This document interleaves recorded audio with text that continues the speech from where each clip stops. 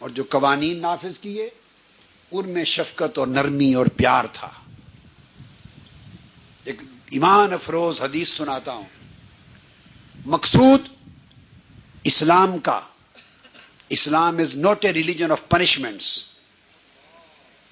Islam is never a religion of punishments. Islam is a religion of forgiveness. اسلام کا مقصود سزائیں دینا نہیں ہے، سزائیں دینا نہیں ہے. اسلام کا مقصود معاشرے کو سزا کی نوبت سے بچانا ہے. ایسا ماحول کریٹ کیا جائے کہ کسی کو سزا نہ ملے. اتنی پیورٹی دی جائے، اتنی سینکٹیٹی دی جائے، اتنی پروٹیکشن دی جائے، اتنی سوشل سولیڈیرٹی دی جائے، اتنی ویلیوز پروٹیکٹ ہوں، ان کی ہیومینٹی کو، اسپرچویلٹی کو اتنا مضبوط اور پختہ کیا جائے کہ سوسائٹی سے جرم کا کڑا کما ہو جائے. To eliminate the crime and not to implement the punishments. اور آقا علیہ السلام کا اپنا عمل یہ تھا کہ معروف حدیث ہے، ماعز بن مالک صحابی ابن حزال روایت کرتے ہیں. یہ وہ صحابی ہیں جن سے ایک بدکاری کا ارتکاب ہوا. آپ ذرا اس حدیث کی گہرائی میں جائیے. چل کے اتنا کریکٹر، اگر غلطی ہو گئی تو اخلاق اتنا بلند کر دیا تھا، غیرت دین. غلطی ہو گئی بشری کمزوری کے تحت، مگر چل کے خود آ گئے آقا علیہ السلام کی بارگاہ میں اور آ کے عرض کیا، یا رسول اللہ میں بدکاری اور بڑے گناہ کا مرتکب ہو گیا ہوں، فاقم علیہ کتاب اللہ، مجھ پر اللہ کی کتاب کا قانون جاری کریں، حد جاری کریں. یہ کردار پیدا کیے تھے آقا علیہ السلام. اگر گناہ کبیرہ اور جرم بھی ہو جائے تو چھپائیں نہیں، جھوٹ نہ بولیں، خود آ کر سزا کا مطالبہ کریں. This was the character which was given by Holy Prophet صلی اللہ علیہ وسلم to the mankind. تو آگے سنیے پھر آقا کا طرز عمل. سنا فَأَعْرَضَ عَنْهُ، آقا علیہ السلام نے چہرہ مبارک دوسری طرف کر دیا، بات سنی انسنی کر دی. یہ مزاج ہے اسلام کا. وہ کہہ رہا ہے میں نے بدکاری اور بڑا گناہ کیا ہے، مجھ پہ حد جاری کریں. آقا علیہ السلام بات سنی انسنی کر کے چہرہ مبارک پھیر لیتے ہیں. وہ پھر سامنے آ کے دوبارہ عرض کرتے ہیں، یا رسول اللہ انی زنیت فاقم علیہ حدا کتاب اللہ، میں نے گناہ کیا ہے، مجھ پر اللہ کی حد جاری کیجئے. آپ پھر فاعرض عنہ، چہرہ مبارک پھیر لیتے ہیں. وہ تیسری بار عرض کرتے ہیں، یا رسول اللہ میں نے بڑا گناہ کیا ہے، مجھ پہ حد جاری کر دے. آئی وانٹ ایگزیکیوشن آف حد، I want the punishment to be executed on me. حضور علیہ السلام نگلیکٹ کرتے، پھر ادھر پھر آگے. چوتھی بار پھر عرض کرتے ہیں آ کر. جب 4 بار وہ عرض کر چکے تو آقا علیہ السلام فرماتے انک قلتھا 4 مرات، تو نے 4 بار یہ بات کہی ہے، کنفیشن کیا ہے. اب بتا کس سے یہ گناہ کیا ہے، کس کے ساتھ؟ اب کراس ایگزامینیشن کر رہے ہیں تاکہ کہیں ڈاؤٹ کریٹ ہو جائے اور معاف کر دوں. کوسچننگ کر رہے ہیں، کراس ایگزامینیشن. کس سے کیا ہے؟ اس نے کہا فلاں سے کیا ہے. He want to be sure whether he is specific or not. پھر آقا علیہ السلام نے فرمایا کہ کیا اس طرح کیا ہے گناہ؟ جی ہاں میں نے اسی طرح کیا ہے. کہا یہ بھی کیا تھا؟ ہاں جی میں نے یہ بھی کیا ہے. اس طریقے سے کیا، یہ بھی کیا. کئی سوال کیے ہیں تاکہ کہیں پھسل جائے. آقا علیہ السلام کا عفو درگزر کا ارادہ دیکھیے، ادھر اس کا سزا لینے کا پختہ عزم دیکھیے. یہ کردار تھے. جب اس نے کوئی راستہ نہیں چھوڑا اپنے بچاؤ کا تو آقا علیہ السلام نے کچھ لوگوں کو بھیجا، جاؤ اس کے قبیلے اور برادری سے جا کے پوچھو اب ہی جنون، کیا یہ دماغی مریض تو نہیں ہے؟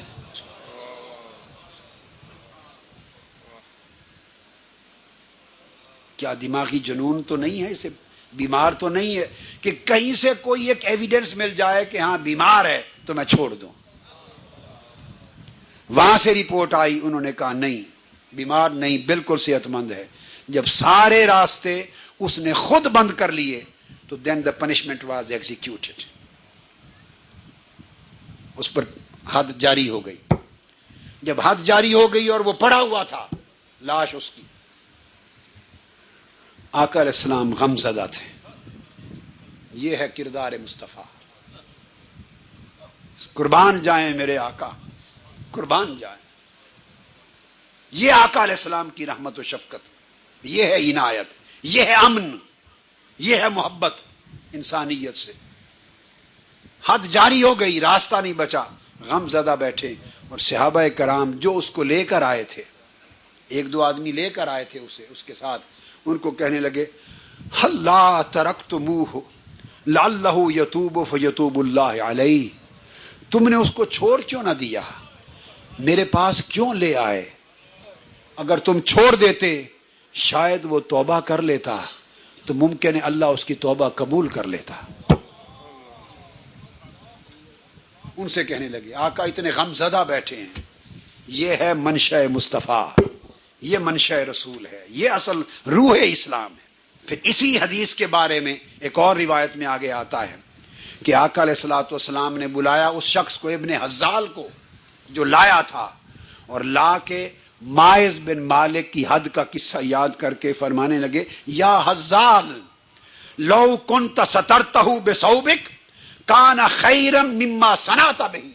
خدا کی قسم اگر تم اس پہ پردہ ڈال دیتے، اپنے کپڑے میں چھپا دیتے اور کسی کو خبر نہ ہونے دیتے اور بات مجھ تک بھی نہ پہنچاتے، تو خدا کی قسم اس کو چھپا لینا اس عمل سے بہتر ہوتا جو میرے پاس لا کر سزا دلوائی ہے.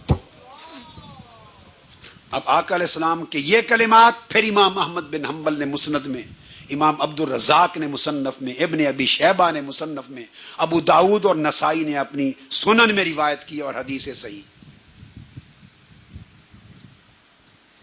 پھر اسی کے باب میں ایک اور روایت، میں نے ایک ہی حدیث چنی صرف اس ضمن میں، ایک ایک کر کے دو چار مختلف اینگلز کی صرف نمونے دیتا ہوں.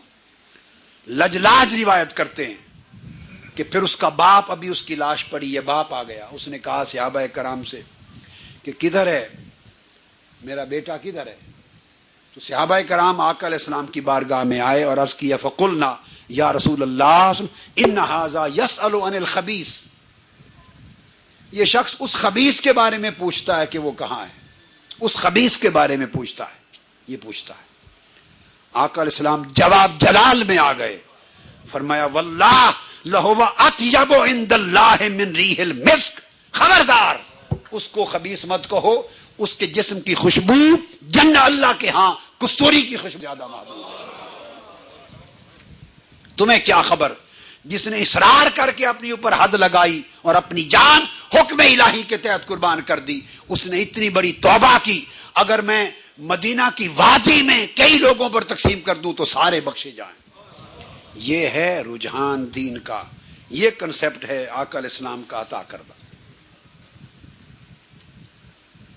پھر رویہ یہ ہے، صحیح بخاری میں حدیث آتی ہے اور صحیح مسلم میں متفق علیہ حدیث پاک میں، آقا علیہ السلام مسجد نبوی میں بیٹھے ہیں، صحابہ کرام کی مجلس ہے.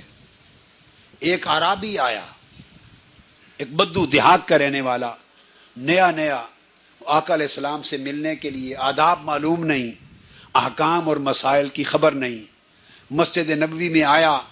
اسے پریشر تھا، دور سے کہیں آیا ہوگا، اس نے پیشاب کرنا تھا، مسجد نبوی کے سین میں ایک کونے میں کھڑے ہو کے اس نے پیشاب کر دیا. صحابہ کرام نے دیکھا، اس کی طرف دوڑے، لپ کے، اب یہ بڑی لطیف بات ہے، لپ کے آواز دینے لگے ہو کیا کر رہے ہو، کیا کر رہے ہو، مسجد ہے، خدا کا خوف. کو چاہتے تھے اس کو روکنا. جو ہی صحابہ کرام نے آواز بلند کی، آقا علیہ السلام نے ان کو روک لیا اور فرمایا فزاجرہ الناس فنہاہم النبی وقال لا تضربوا. فرمایا چپ کر جاؤ، وہ پیشاب کر رہا ہے، تمہاری شور اور آواز سن کے بیچارے کا کہیں پیشاب رک نہ جائے. دیکھیے کتنا بڑا دھیان ہے انسانیت کی باریک لطیف چیزوں پر. بیمار ہو جائے گا، اگر اس کا پیشاب مسانے میں رک گیا تو اسے تکلیف اور اذیت ہوگی، خاموش رہو، اسے کر لینے دو. جب وہ پیشاب کر کے فارغ ہوا تو اس وقت آقا علیہ السلام بولے، فرمایا اسے کچھ نہ کہو، اس کو خبر نہیں تھی مسجد کے آداب کیا ہوتے ہیں. پانی کے 2 ڈول بھر کے اس کے سامنے بہا دو، مسجد پاک ہو جائے گی، اسے سمجھ آ جائے گی۔ یہ اسلام کی سلامتی ہے، یہ سلم ہے، یہ امن ہے، یہ سلامتی ہے، جو سارا امن اور سلامتی محبت کے ساتھ بھرا ہوا ہے، آقا علیہ السلام رحمت کے ساتھ بھرا ہوا۔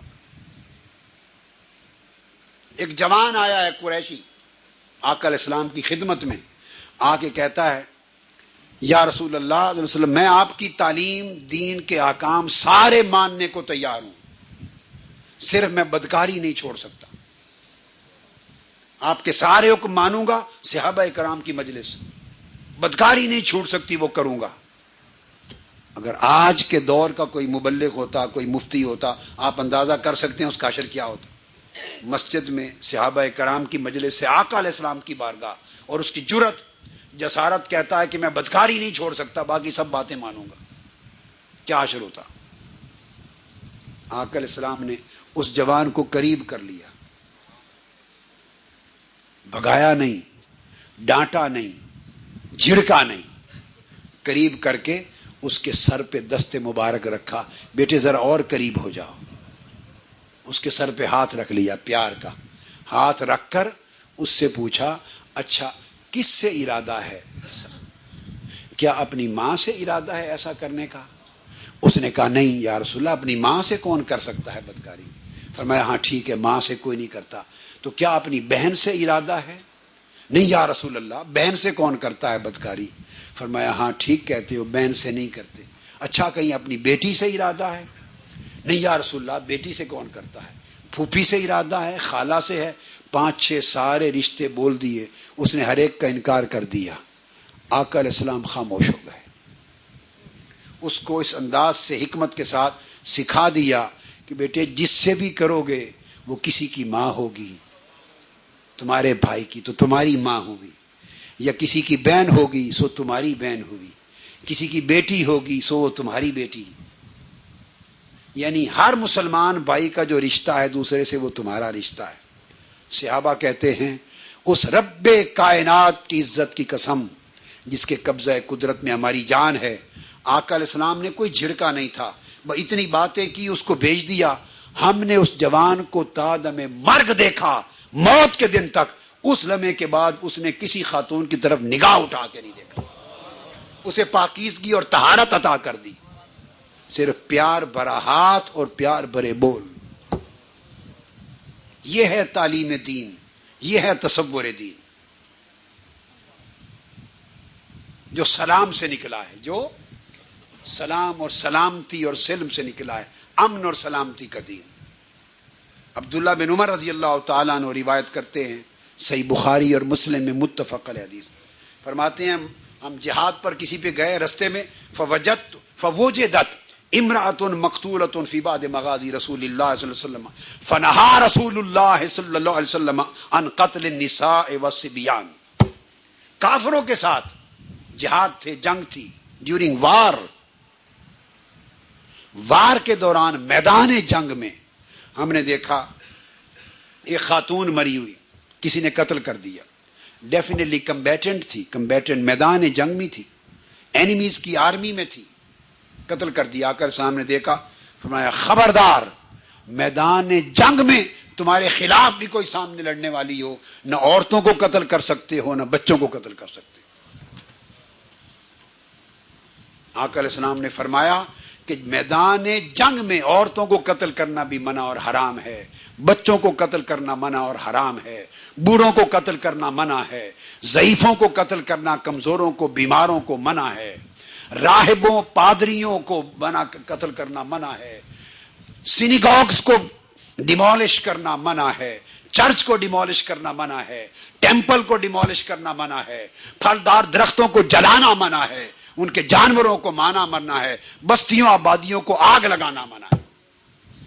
وہ دین جو دوران جنگ، ڈیورنگ سٹیٹ آف وار، ان لوگوں کی کلنگ کی اجازت نہیں دیتا، وہ آپ کو سوئسائیڈل بومبنگز کی اجازت کب دیتا ہے؟ یہ سوئسائیڈل بومبنگ کو حلال کرنے والے مسلمان ہی نہیں ہیں، یہ اسلام کے دشمن ہیں، انسانیت کے دشمن ہیں، اسلام کی بدنامی کا باعث بن رہے ہیں، خواہ جو بھی بہانہ جو بھی عذر چاہیں، کسی عذر کے تحت سوئسائیڈل بومبنگ اور نان کمبیٹنٹ بے